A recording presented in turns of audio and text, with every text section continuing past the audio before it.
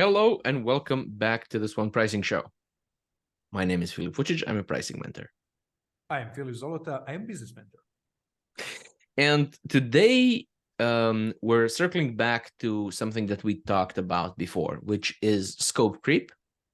So in a project, you have a fixed scope, hopefully.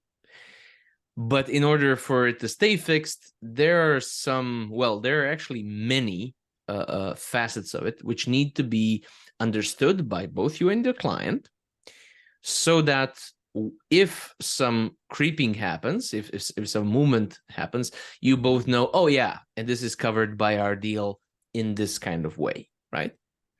And it's simpler for commoditized services, which in this show we call the duck world, right? The duck pricing. Because there it's fairly easy to measure what is bought and you know how many hours was the store open, or how deep is the hole, or how many widgets have been produced. You can measure that easily.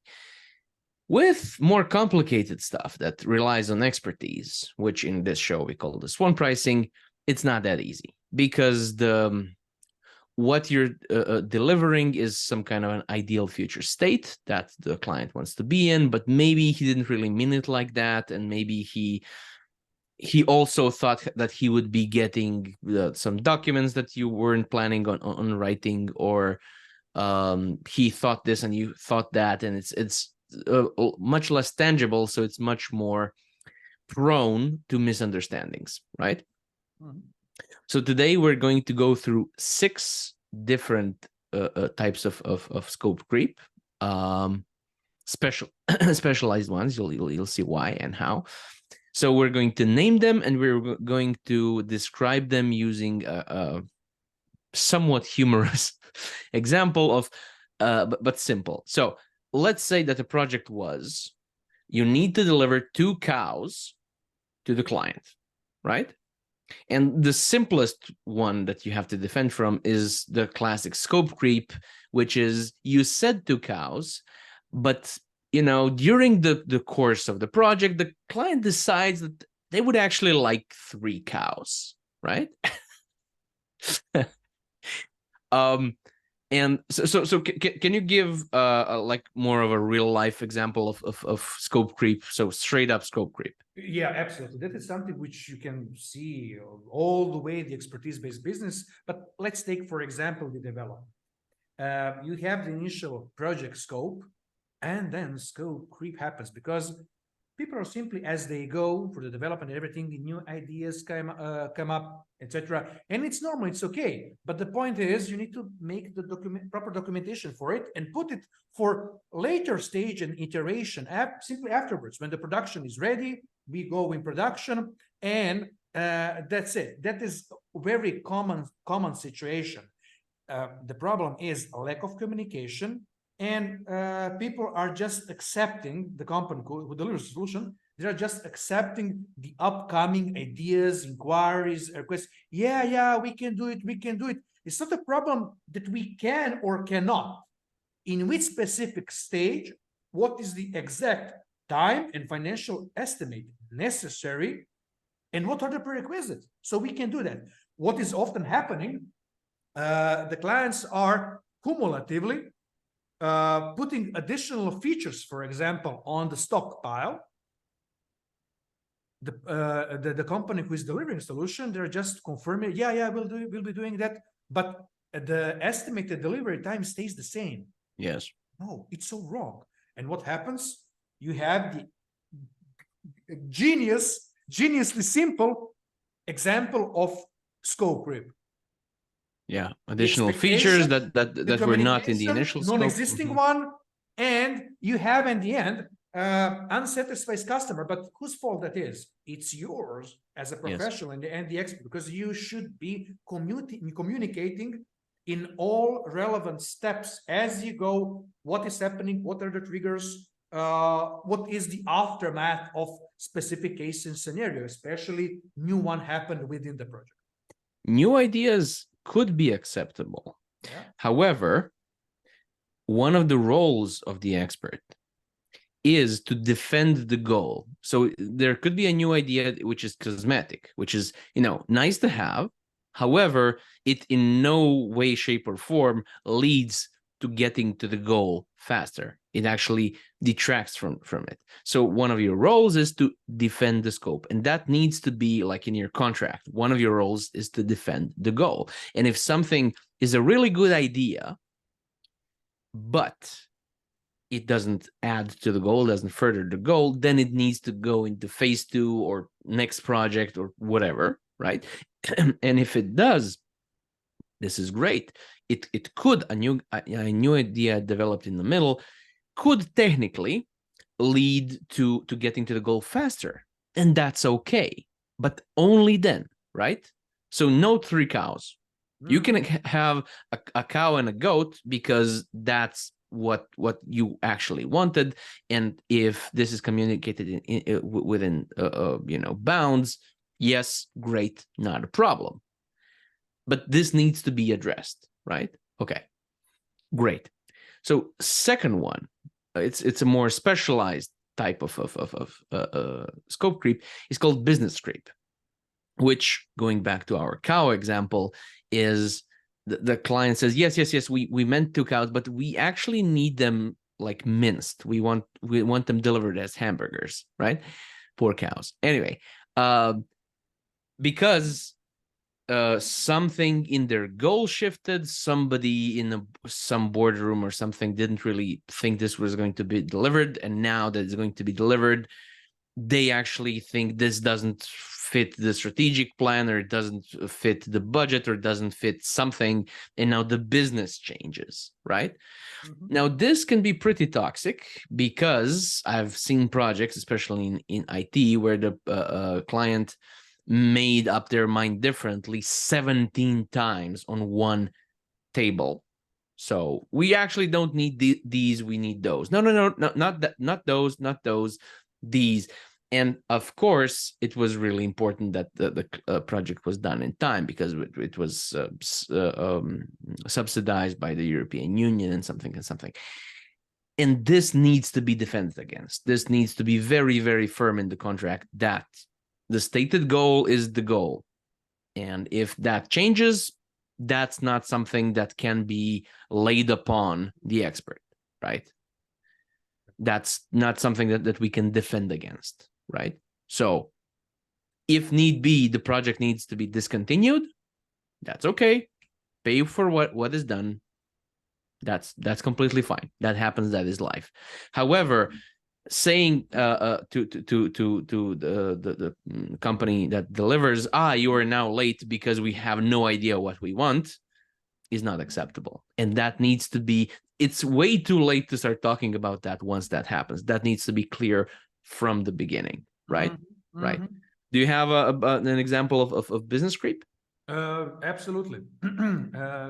Again, in the development world, especially we are talking about the software development. Yeah. There was situations in which the client simply decided, as you mentioned, to stop the project. We decided that we simply don't want to go further with this solution. So yeah, we are stopping the project. Still, the obligation stands, monetary, whatever, meaning financially, primarily, because that was your decision. We had the initial timeline, estimate, project scope, and everything. The service, professional expertise service, was delivered. What you have been doing with that, it's your thing. It's your decision. The project ownership of the project, it's yours. Yes. It is other situation in which you have some kind of partnership, you're a shareholder and similar, but still, that is something which needs to be adequately communicated as you go, and goals adequately addressed and managed, as you mentioned a few seconds ago, and that's it. Yeah, because it's otherwise it's like going to a restaurant and ordering, I don't know, mushroom soup, and then getting in and say, oh, I now remember that so after you started eating, I now remember that I didn't have a mushroom allergy, so I won't be eating this. That's completely fine, sir. Would you like to pay for this and order something else? That's completely okay. Yeah. Pay for what you've got. That's it. Right. Right. Third one is a bit strange sometimes. It's called hope creep. So in this can be insidious. So in the cows example, right? The deal was to deliver cows once a month, but the first cow is delivered in like a week, and now the client expects the second cow to be delivered in the following week, because obviously you can deliver a cow in a week. However, the first cow was delivered so fast because many lucky circumstances. But now the client is disappointed when they actually get the second cow in the second month, as was because they hoped that the second thing is going to be as the first one, right? Which was never a part of the deal. They just hoped this could be done, right? And I remember when I was just starting in IT, they told me, you never say to the client, maybe we can do it, because they just heard that you confirmed that it can be done. That's not what you said, but that's what they heard. So you have to pay attention to that. And oh yes, also wireframes. We were working with some governmental organizations which were kind of backward IT wise, and when you show them wireframes, which are just photoshopped pictures of how things can work, and you show them, here you click here, and they thought they would be getting the finished product like tomorrow, because obviously it's done. You've shown us the screenshot, so why does this now take 6 months? It's obviously done. I've seen it, right? You've shown it to me. They had no idea that this is just a wireframe, and we told them it was wireframes, but they don't know the expression, and why would they? This is on us. We need to understand that the client has no idea what a wireframe is, and no reason to know it, and that we have to explain that this is just a picture, this is just a model. It's the equivalent of showing you a toy car, right, and saying, okay, this is how your car is going to look. That doesn't mean that the car is done. I just have a model, right? So that's my example of hope creep. Do you have one? Absolutely. It's very common one. You have a continuous business relationship with your respectable client, and client got used to you being extremely fast. It is okay with smaller tasks, obligations, challenges, but being professional isn't equal to being fast necessarily. Yeah. The point is to generate adequate results. And if the client is get used to for everything to be done extremely fast, cool. But there is also the other side of the coin, where definitely you should be implementing service level agreement, simply managing the expectations. What can be done in which specific time frame, depending on the scope, requirement, or request received from a client and customer. Surely, you want to deliver top-notch solution in fastest possible time frame and scenario. Cool. But the downside of that is that afterwards you can expect, I'm not satisfied with your service. You were so fast until now. What happened with you? Nothing happened. The problem also lies within our organization. So you need to set up rules of engagement and address it adequately, preferably, as you mentioned previously, within the agreement. Yes. And then you have cover, because in the end, it's not only a letter on the piece of paper. It is a frame which controls the situation, and you can always call specific statement within the agreement, and that is part of your obligation and everything else. So that is extremely important and happening all the time, especially in expertise-based business, especially in IT role. Yeah. Right.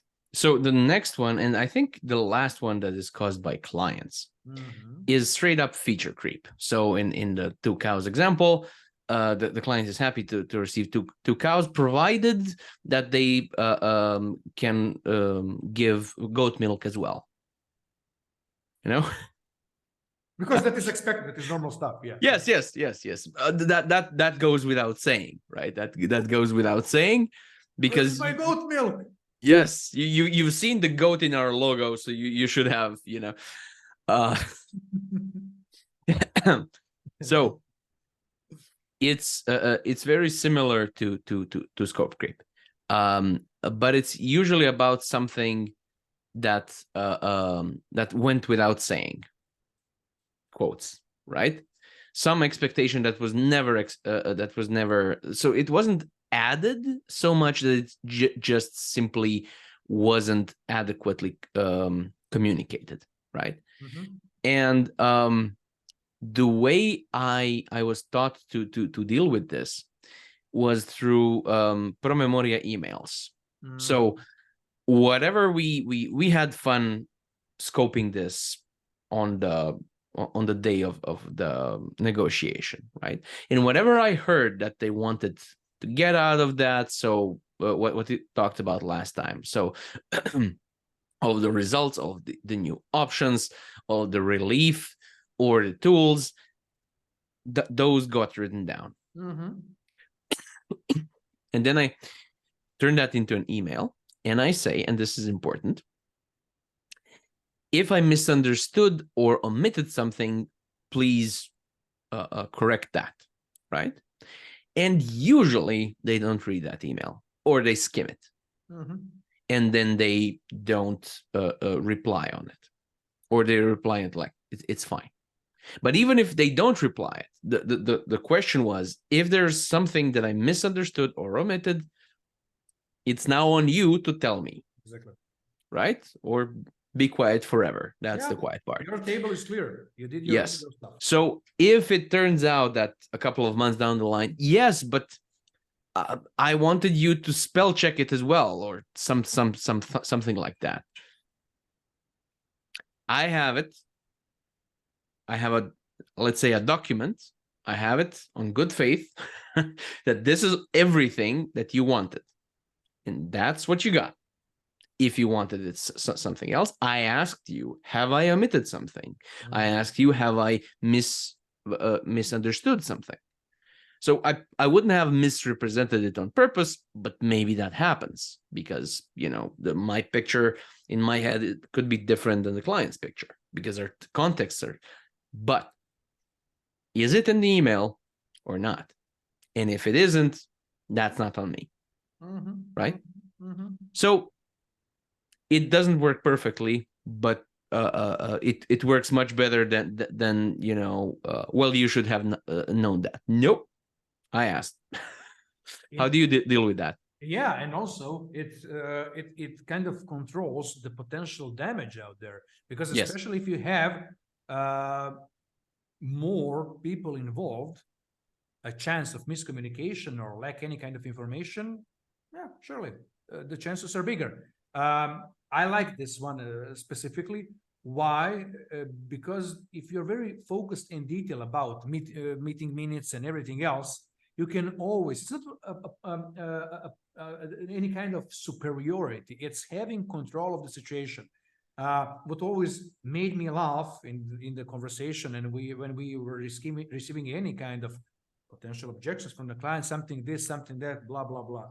You always have a documentation, a good one, meaning the email sent on the day, time, blah, blah, blah. We have concluded this is the scope.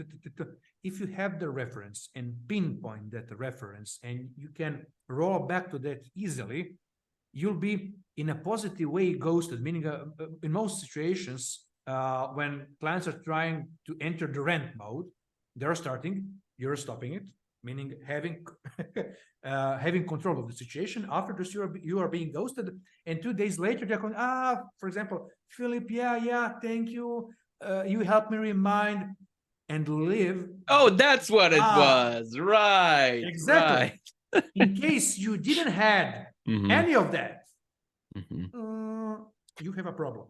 Yes, yes, because the righteous, so the frustration rolls into righteous indignation, and then you have, you know, all caps emails, and yes, and this is how you stop it in its tracks. Yeah. Absolutely.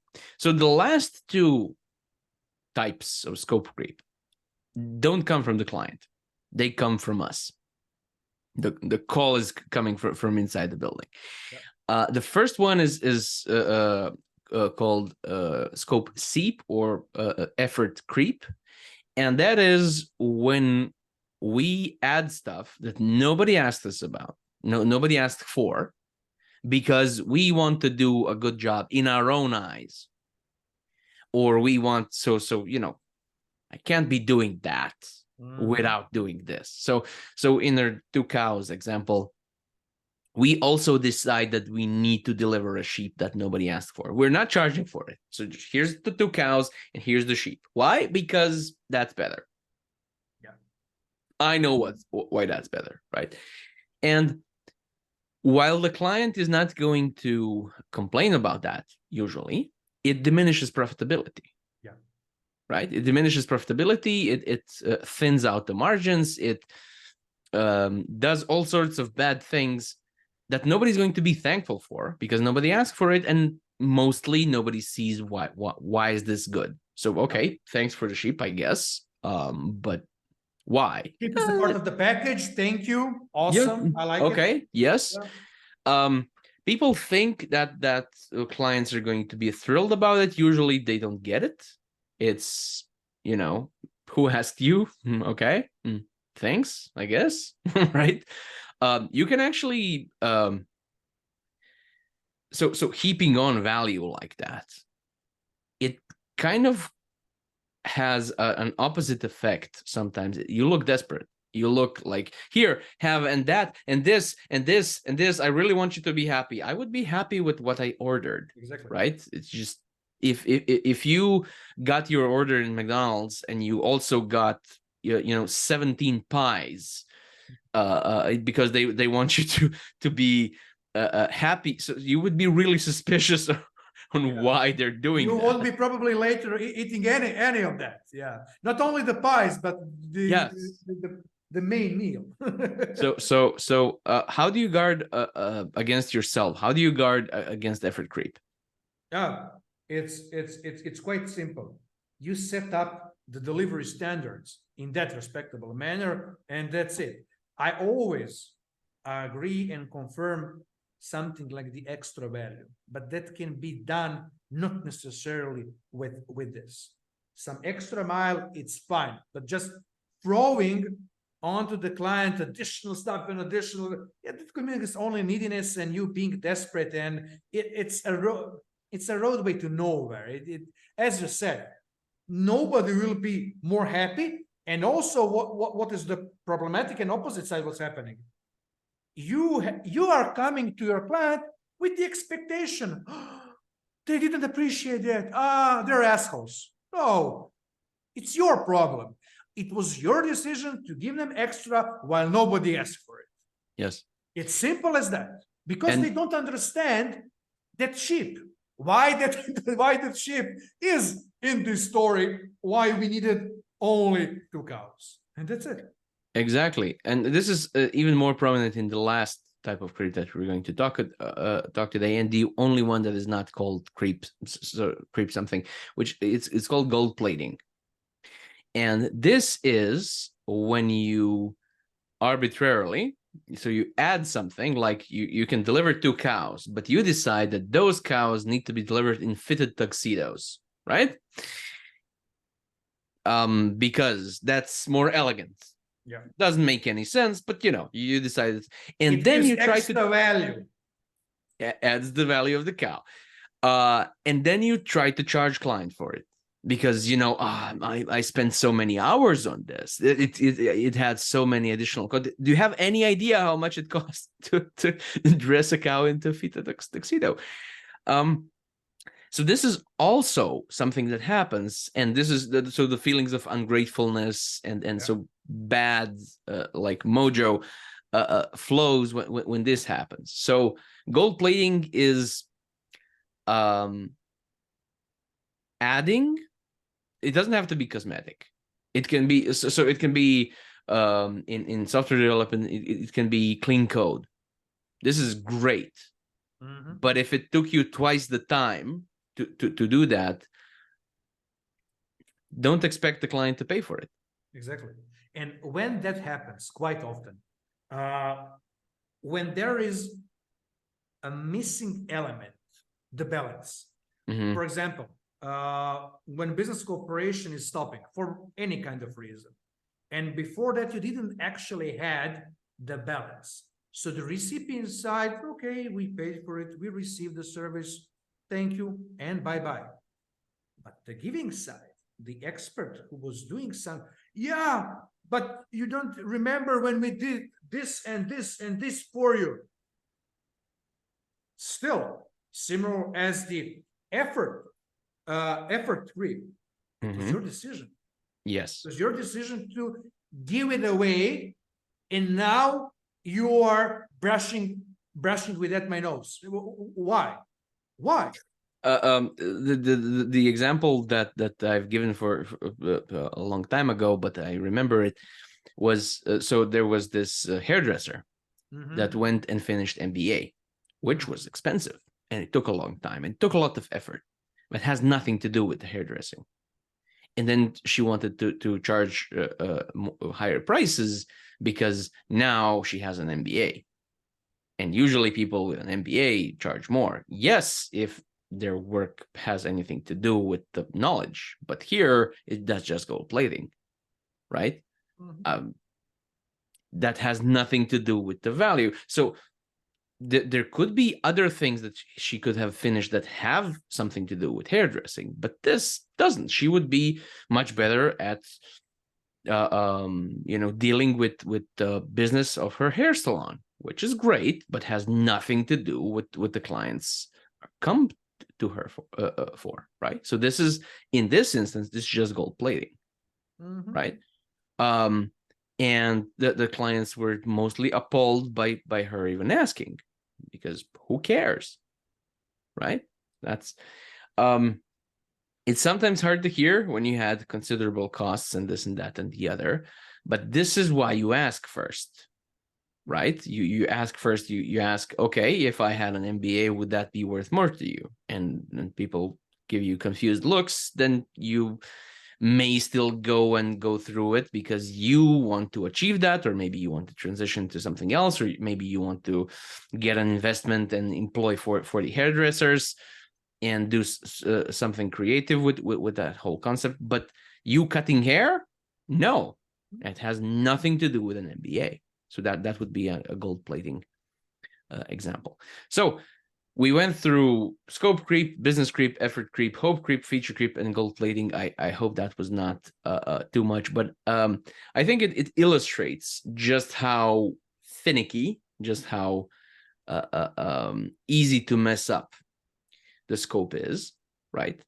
And the important thing is to look at a project scope and see which of these could be the highest risks, depending on who you're talking to. And then definitely defend against those. But in your contract, you should probably have all of them defined. Yeah. Just as a template. It costs something to do that properly. You should hire a lawyer to do that. You do it once, and then you just highlight the parts that need to be highlighted in a particular project, right? So it can seem like it's it's a long conversation. It can be, doesn't have to be, depending on how much trust they have. But especially if it's already in the contract, they will probably take it more seriously. And this is one of the reasons why you need to have a serious contract. And once you do, you can more easily estimate costs and estimate price for per project, because you know that you're mostly defended, you're mostly guarded, you're mostly protected from these creeps, right? Exactly. Yeah, you're mitigating the risk, and where possible, eliminating. And you Yes. you can do it exactly as you said, with the proper contract and with proper communication. Even over communication, the more the merrier, because Yes. it Here, will be yes. just helping and supporting you deliver exactly the stuff you need to deliver, no more nor less, and eliminate the issues with the creeps. Yeah. It's the creation. It's the creation saying of "Чисто чундуга любовь." So if everything is clear, then the love will be longer, right? Long lasting, exactly. Long lasting. So this is investing into the strength of the relationship in the future, because if these things crop up without being announced, so if they surprise anybody within the relationship, then it's much harder to get out of it with everybody being happy, right? Right. I think we rounded that up. Philip, where can people find you? People can find me on LinkedIn and also on my mentorship page, philipzalota.com. My main page is fearless-pricing.com, and I'm now all over social media, but mostly LinkedIn and YouTube. So this was interesting, and I hope it was useful. See you next time on the